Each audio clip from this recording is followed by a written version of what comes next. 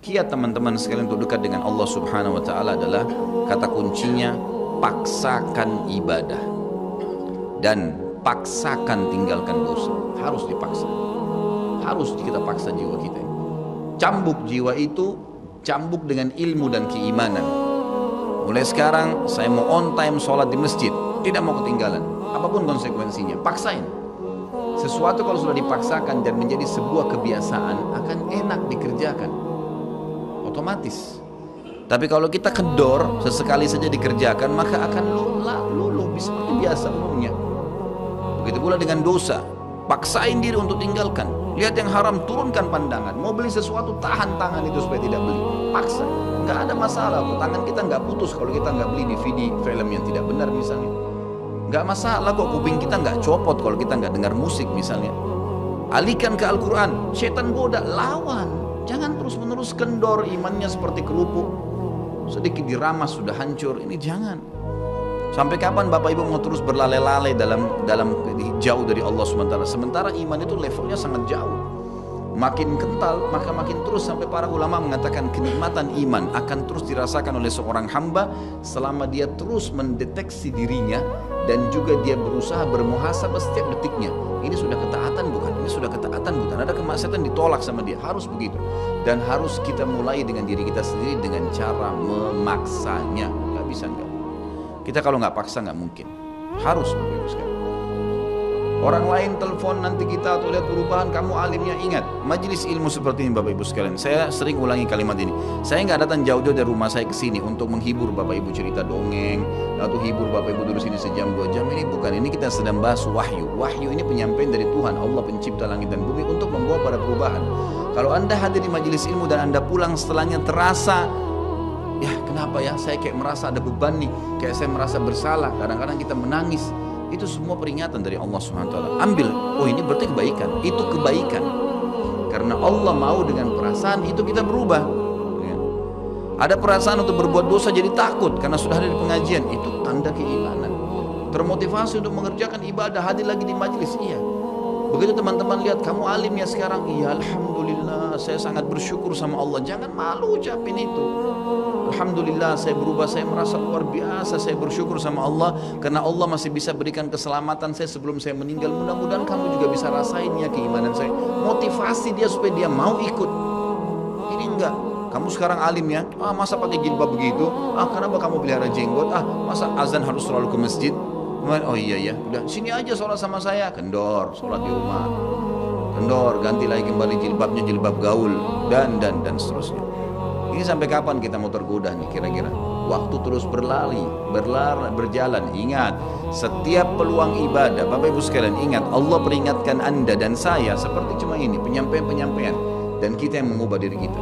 Tidak mungkin saya mengontrol Anda satu-satu di rumah Anda, atau tidak mungkin Allah Subhanahu wa ta'ala menurunkan tangan dari langit. Tetapi Allah Subhanahu wa ta'ala memberikan kepada kita penyampaian dan memberikan hati nurani untuk bisa menyentuh hati nurani kita agar kita melakukan, ya, mengerjakannya. Harusnya begitu. Jangan pernah malu untuk berubah menjadi orang lebih baik. Yang malu itu kalau kita menjadi orang lebih buruk. Ingat, peluang-peluang ibadah yang Anda sudah sia-siakan, wallahi Bapak Ibu sekalian, demi Allah Anda akan sesali nanti. Di hari kiamat nyesal, ya Allah, kenapa dulu saya nggak puasa Senin itu ya? Nyesal, ya Allah, kenapa dulu saya nggak sholat tahiyat masjid ya? Saya malah duduk di depan masjid cuma ngobrol-ngobrol. Ya Allah, kenapa dulu saya nggak maksimal bacanya cuma surah pendek ya? Kenapa nggak surah panjang ya? Ini ibadah saja bisa kita sesalin, apalagi kalau dosa, malah lebih parah itu. Menyesalnya luar biasa, tapi nggak ada gunanya. Peluang-peluang ibadah yang Anda sudah sia-siakan tidak akan pernah bisa diperbaiki. Gak bisa. Ini tadi kalau ada orang tidak ikut sholat sama kita berjamaah maghrib misalnya, kemudian mereka ikut di pengajian lalu merasa tersentuh, coba ya saya ikut dari awal ya. Memang betul, penyesalan bagus, tapi sudah dicatat dan tidak akan pernah berubah di buku amal. Pada hari itu, jam itu, sholat itu telat, pahalanya beda dengan orang yang awal waktu. Apa yang membuat dia telat ya? Dia sendiri, konsekuensinya. Jangan ya gitu.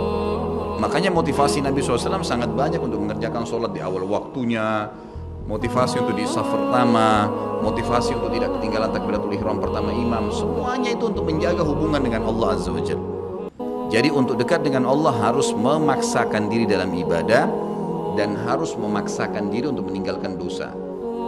Bagaimana tangganya untuk sampai ke sana? Ilmu, majelis ilmu.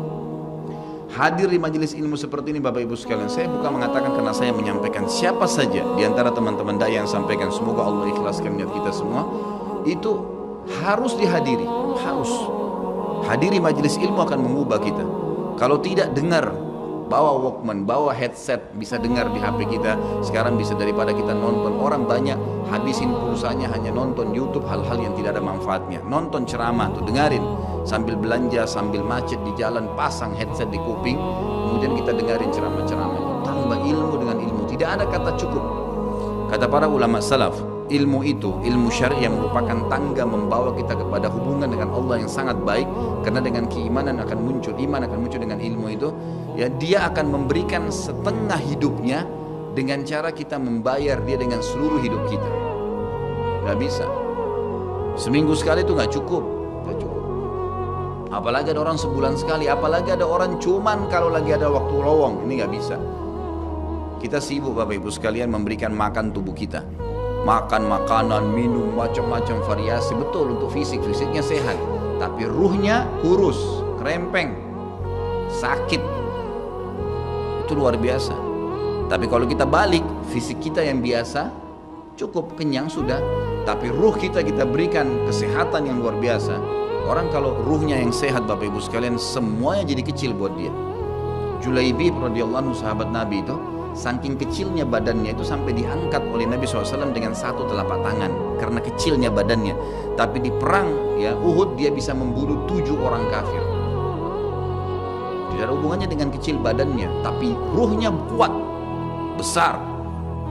Waktu Nabi SAW balik dari perang Uhud dan terkalahkan oleh orang-orang kafir Quraisy dengan hikmah Allah Subhanahu wa taala, semua sahabat waktu itu mati syahid 70 orang di Uhud, sisa 630 orang bersama Nabi SAW, semuanya terluka, dan minimal luka sahabat waktu itu minimal 7 luka, sabetan pedang, hantaman tombak, sobekan, pokoknya luka semua sahabat.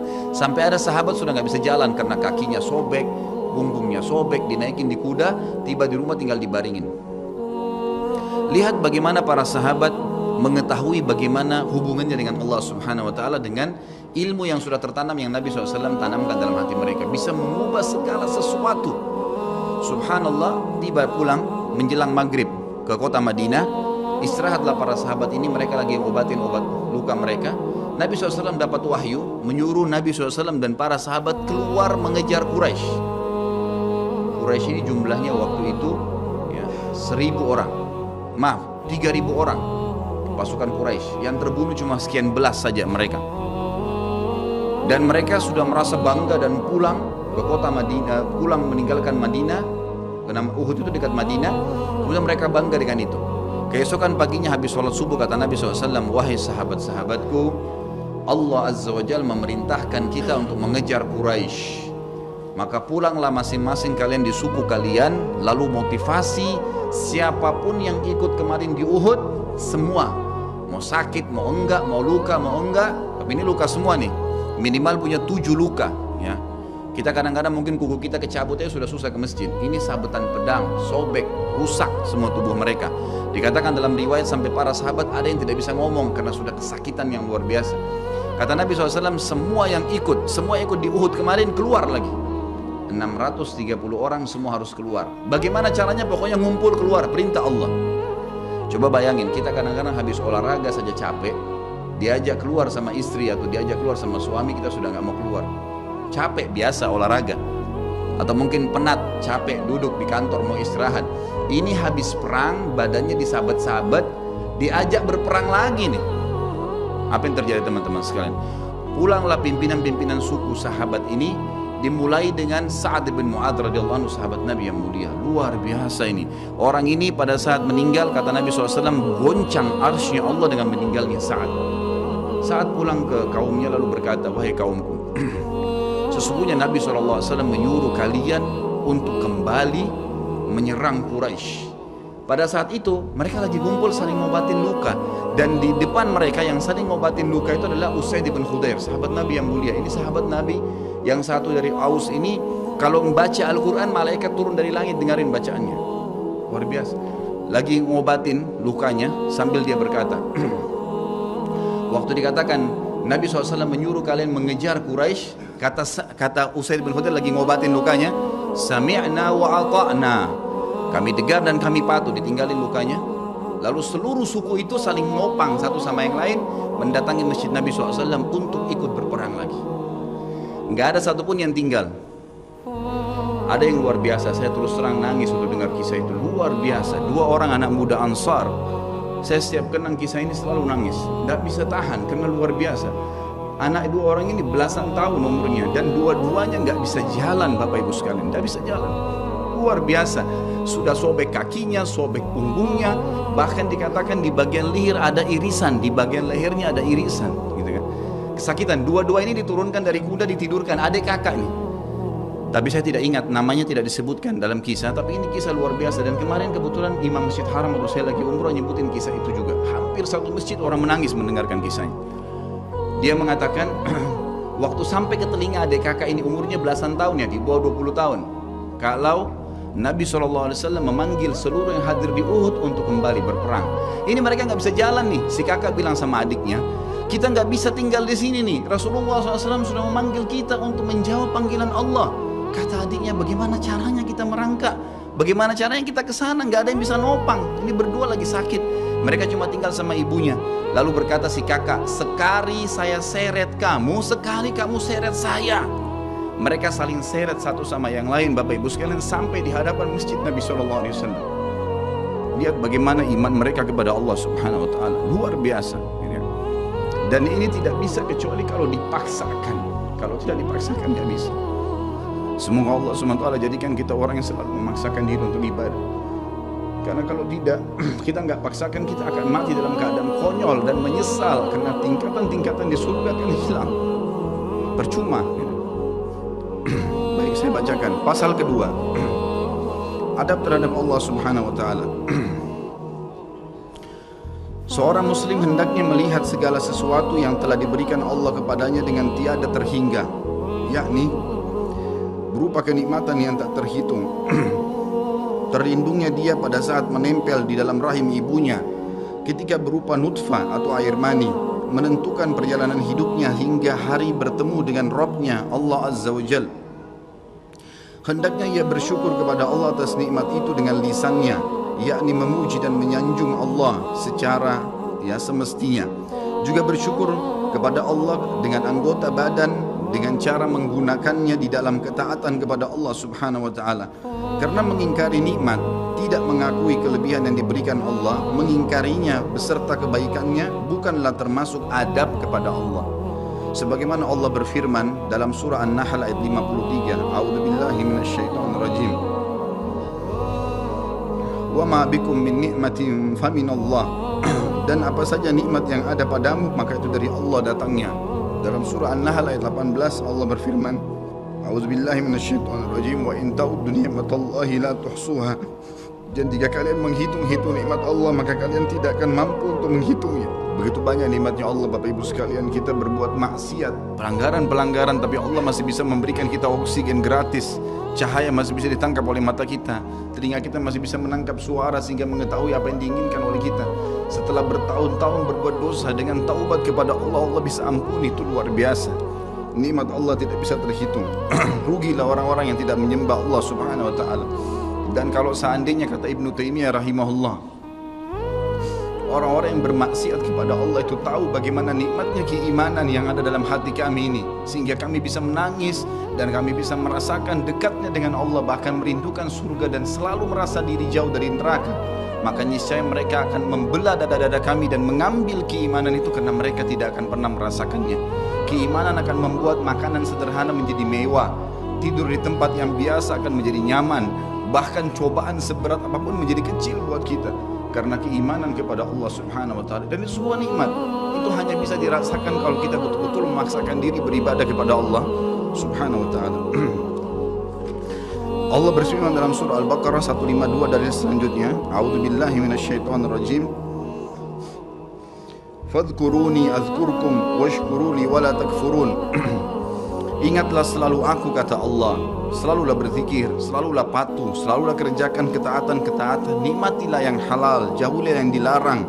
Maka aku akan ingat kepada kalian. Bayangkan kalau seorang presiden mengingat kita, bagaimana bangganya kita disebut-sebut nama kita di hadapan orang-orang yang di sekitarnya. Bagaimana dengan Allah pencipta langit dan bumi yang mengingat kita. Dan bersyukurlah kepadaku dan jangan kalian mengingkari nikmat-nikmatku.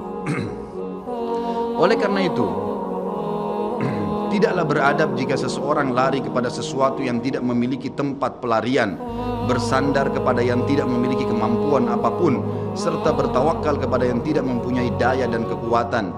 Allah Subhanahu wa taala berfirman dalam surah Hud ayat 56, A'udzu billahi minasyaitonir rajim, ma min dabbatin illa huwa akhidun binasiyatiha. Tidak ada sesuatu atau tidak ada suatu binatang pun melainkan dialah yang memegang ubun-ubunnya. Allah Subhanahu wa taala memegang semuanya. Harimau pun yang buas. Demi Allah Bapak Ibu sekalian, kalau Anda minta kepada Allah tidak akan bisa menerkam Anda. Pasti itu. Api pun tidak membakar Nabi Ibrahim alaihissalam karena memohon kepada Tuhannya api itu. Semuanya bisa berubah dengan hubungan kepada Allah Subhanahu wa taala. Ini kekuatan yang luar biasa ini. Seseorang kan sangat tenang hidup dimanapun asal dia jaga hubungannya dengan Allah Subhanahu wa taala. Dalam surah Zariyat ayat 50, Allah Subhanahu wa taala berfirman, A'udzu billahi minasyaitonir rajim, fafirru ila Allah inni lakum minhu nadhirun mubin. Bersegeralah kalian kembali kepada Allah, taatilah Allah. Sesungguhnya aku sebagai pemberi peringatan yang nyata dari Allah Subhanahu wa taala kepada kalian. Nabi SAW mengingatkan orang-orang Mekah pada saat mau turun ayat ini. Beliau mengatakan, wahai orang-orang Quraisy, apakah kalau saya mengatakan bahwasanya di luar kota Mekah ini ada pasukan yang akan menyerang kalian, kalian akan percaya apa yang saya ucapkan? Kata orang-orang Quraisy, tentu saja hai Muhammad, karena kami tidak pernah dengar kamu bohong sekalipun seumur hidupmu. Maka Nabi SAW segera menunggangi keadaan tersebut, mengatakan, wahai Quraisy, ketahuilah sesungguhnya saya utusan Allah dan di belakang saya ini ada azab yang menyedihkan. Jangan sampai kalian kufur. Jadi Nabi SAW sudah mengingatkan, ikutin ini, nikmatin apa yang diperintahkan, apa yang dihalalkan, jauh yang dilarang, kalian akan bahagia. Hanya itu saja perintah dari Allah Subhanahu wa taala. Nabi SAW sudah mengingatkan orang-orang Quraisy dan juga jadi pelajaran buat kita. Juga dalam firman-Nya surah Al-Maidah ayat 23, A'udzu billahi minasyaitonir rajim wa 'alallahi fatawakkalu in kuntum mu'minin. Dan hanya kepada Allah lah kalian harus bertawakal, mengembalikan semua urusan jika kalian benar-benar orang yang beriman.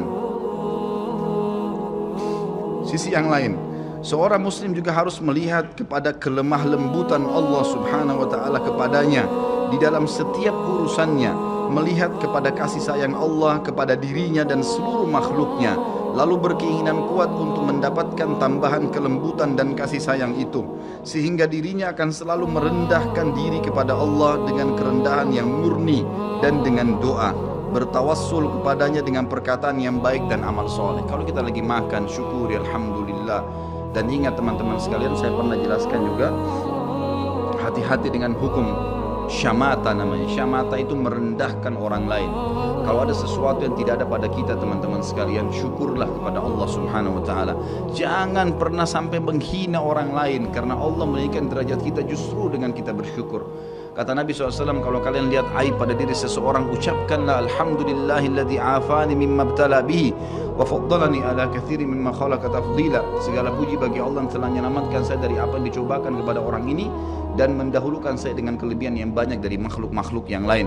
Kita harus seperti itu, dengan syamata. Kata Umar radhiyallahu anhu, apa itu syamata seperti ini? Umar bin Khattab berkata, aku khawatir kalau ada seorang wanita hamil lewat di depanku karena perutnya besar, lalu aku berkata dalam diriku, kenapa ya perutnya seperti itu? Maka Allah menghukumku dengan membuatku hamil. Sampai begitu mereka mengatakan, dan berhati-hati sekali dengan kelemah lembutan Allah Subhanahu wa taala. Allah lah yang telah membuat binatang yang ada binatang yang indah bulunya, yang bagus tampangnya, dan ada Allah juga ciptakan buruk di mata manusia untuk menunjukkan keajaiban dan kemahakuasaannya Allah. Ada ikan yang indah untuk dilihat, ada ikan yang seperti batu buruk. Kita cuma mengatakan subhanallah yang telah menciptakan yang baik dan buruk, subhanallah yang telah menciptakan yang sehat dan sakit, subhanallah yang telah menciptakan yang putih dan hitam, subhanallah dan subhanallah. Bukan justru kita menghina teman-teman sekalian. Kalau ada sesuatu yang menimpa orang lain yang tidak ada pada kita, syukurilah nikmat Allah Subhanahu wa taala dan jangan sampai kita merendahkan orang lain. Ini semua merupakan adab kata beliau terhadap Allah yang menguasainya. Maka bukanlah orang yang beradab orang yang berputus asa dari mencari tambahan rahmatnya yang luas, meliputi segala sesuatu, berputus asa dari kebaikan Allah yang tak terhingga, yang mencakup seluruh alam semesta ini, serta kelembutannya yang tercurah untuk segenap makhluk. Allah Subhanahu wa taala berfirman di dalam A'raf 156, A'udzu billahi minasyaitonir rajim wa rahmati wasi'at kulla syai', dan rahmatku meliputi segala sesuatu. Kata ulama tafsir, hewan pun kalau yang buas kemudian dia menerkam mangsanya lalu dia meminta maaf kepada Allah, maka rahmatnya Allah akan meliputinya. Seseorang membunuh orang lain pun sebagaimana masuk dalam sebuah hadis, Allah tertawa melihat dua orang yang saling membunuh, kemudian dua-duanya masuk surga. Lalu para sahabat bertanya, ya Rasulullah, bagaimana ceritanya dua orang itu? Kata Nabi SAW, yang satunya mukmin, yang satu kafir. Lalu kemudian si kafir membunuh si mukmin di kancah peperangan, mati syahidlah si mukmin tadi. Berjalan waktu, si kafir mendapatkan hidayah, akhirnya juga masuk Islam dan dia berperang lalu dibunuh oleh orang kafir yang lain. Orang mukmin yang pertama terbunuh dengan orang kafir yang akhirnya masuk Islam juga terbunuh di kancah peperangan, dua-duanya masuk surga dan Allah menyambutnya dengan rahmatnya. Allah tersenyum dan tertawa dengan dua orang ini. Jadi dengan kemahalembutannya Allah Subhanahu wa taala. Dalam surah Asy-Syura ayat 19 dikatakan juga, A'udzubillahi minasyaitonirrajim, Allahu latifun bi'ibadi. Allah itu maha lembut terhadap hamba-hambanya. Makanya dalam hadis yang lain dikatakan, ma nazala linu fi syai'in illa zana. Tidak ada sesuatu dikemasi dengan kelemah lembutan kecuali akan menghiasinya. Dikatakan Allah latif, Allah itu lembut, yuhibbul lutf, dia suka dengan kelemah lembutan, gitu kan? Wa ma nuzi'a min syai'in illa syana. Tidak ada sesuatu diangkat darinya kelemah lembutan kecuali akan merusaknya. Tidak ada manfaatnya mencak-mencak, marah-marah tuh, emosi habisin waktu-waktu kecuali dalam pelanggaran agama saja. Tapi kalau bukan pelanggaran agama, maka jangan, tidak perlu semua. Dikatakan dalam hadis Bukhari, Nabi SAW kalau berhubungan dengan hak beliau urusan dunia, semuanya ditoleransi. Tapi kalau sudah berhubungan dengan hak Allah Subhanahu wa taala, barulah beliau tegas. Jadi sifat Nabi Muhammad SAW. Kita baca dua ayat lagi baru kita tutup. Sudah masuk waktu. Surah Yusuf ayat 87, A'udzu billahi minasyaitonir rajim, la tai'asu min rauhillah. Janganlah kalian putus asa dari rahmat Allah. Sebagaimana hadis tentang orang yang membunuh 99 jiwa, kemudian dia datang kepada seseorang abid, orang ibadah tapi tidak punya ilmu, apakah Allah masih akan ampuni saya? Dia mengatakan tidak mungkin, kamu membunuh 99 jiwa. Lalu kemudian dia membunuh orang itu, kata Nabi SAW, digenapkan 100. Kemudian dia menemui seorang yang alim, lalu dia bertanya, apakah Allah masih ampuni saya dengan 100 orang yang sudah saya bunuh? Maka kata Nabi SAW, kata orang tersebut, tentu saja Allah rahmatnya telah meliputi segala satunya, Allah akan terima taubatmu. Maka dia bertaubat. Pada saat dia bertaubat orang tersebut kepada Allah SWT, lalu dia mau pulang setelah bertaubat, lalu dia meninggal tengah jalan. Kata Nabi SAW, Allah mengutus dua malaikat, satu malaikat rahmat, satu malaikat azab. Malaikat rahmat akan membawa ruhnya yang memperlihatkan taman dari taman surga, dan malaikat azab memperlihatkan lubang dan lubang neraka. Maka datanglah malaikat yang ketiga menghakimi di antara keduanya, lalu kemudian malaikat ini mengatakan, yang datang ketiga yang menghakimi dua malaikat yang sedang memperebutkan orang yang tadi baru taubat ini, ukurlah jejak kakinya. Maka diukur, ternyata jalan menuju ke tempat taubatnya itu lebih satu jengkal kaki, ya, satu jengkal kaki saja. Maka dengan itu Allah masukkan dia ke dalam surga. 100 jiwa sudah dibunuh, teman-teman sekalian. Ini bukan main-main. Dosa yang sangat besar, tapi rahmat Allah sangat luas. Az-Zumar ayat 53 kata Allah Subhanahu wa taala juga, A'udzu billahi minasyaitonir rajim, wa la taqnatu min rahmatillah. Jangan pernah putus asa dari rahmat Allah Subhanahu wa taala. Paragraf terakhir yang saya bacakan, nanti insyaallah kita lanjutkan setelah salat ba'da Isya. Seorang muslim harus melihat bagaimana dahsyatnya siksaan Rabb-nya. Allah SWT maha lembut, tapi jangan lupa Allah azabnya sangat pedih. Seorang muslim harus melihat bagaimana dahsyatnya siksaan Rabb-nya, kerasnya azab dan kecepatan hisabnya. Kalau datang seketika, gitu kan? Dan tidak ada yang bisa bendung, sehingga dia bertakwa atau takut kepadanya, menjaga diri terhadapnya, serta meninggalkan segala kemaksiatan. Maka ini pun merupakan bentuk adab kepada Allah, sehingga tidaklah seseorang itu beradab menurut orang-orang yang berakal apabila ia menentang Allah dan berlaku aniaya atau zalim. Padahal ia seorang hamba yang lemah, namun justru menentang Rabb yang maha perkasa lagi maha kuasa, maha kuat lagi maha perkasa. Dan Allah berfirman dalam surah Ar-Ra'd ayat 11, A'udzu billahi minasyaitonir rajim, wa idza aradallahu biqaumin su'an fala maraddalah wa ma lahum min dunihi min wal. Dan apabila Allah menghendaki keburukan terhadap satu kaum, maka tidak akan pernah ada yang bisa menolaknya, dan sekali-kali tidak ada pelindung bagi mereka selain Dia. Kalau Allah sudah menghancurkan, maka tidak akan pernah ada yang bisa membendung. Juga dikatakan dalam surah Al-Buruj ayat 12, A'udzu billahi minasyaitonir rajim, inna batsya rabbika lasyadid. Sesungguhnya azab Rabbmu benar-benar keras. Jadi teman-teman, jangan tantang Allah. Kalau Anda buat dosa, lindungi, tutupilah dan bertaubat kepada Allah. Jangan tantang, enggak mungkinlah, masa Allah haramin, ya sudah diolok-olok oleh yang berbuat ketaatan, ini berbahaya. Karena kalau datang azabnya Allah, Bapak Ibu sekalian, menyakitkan sekali, sangat luar biasa. Saya sarankan juga Anda bisa ya melihat di YouTube azab-azab Allah, itu akan banyak cuplikan yang orang-orang memang kena kutukan dari Allah Subhanahu wa taala. Bisa mudah-mudahan menambah iman kita.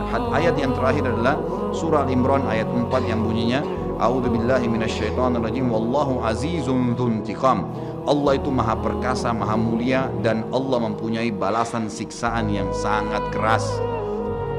Ingat, Allah memang maha pengampun, tapi Allah juga dari sisi lain azabnya sangat keras. Maka harus hati-hati Bapak Ibu sekalian dalam menjaga hubungan dengan Allah Subhanahu wa taala. Nanti kita lanjutkan lagi dengan yang tersisa setelah salat ba'diyah insyaallah. Subhanakallahumma wa bihamdika asyhadu an la ilaha illallah astaghfiruka wa atubu ilaik. Wassalamualaikum warahmatullahi wabarakatuh.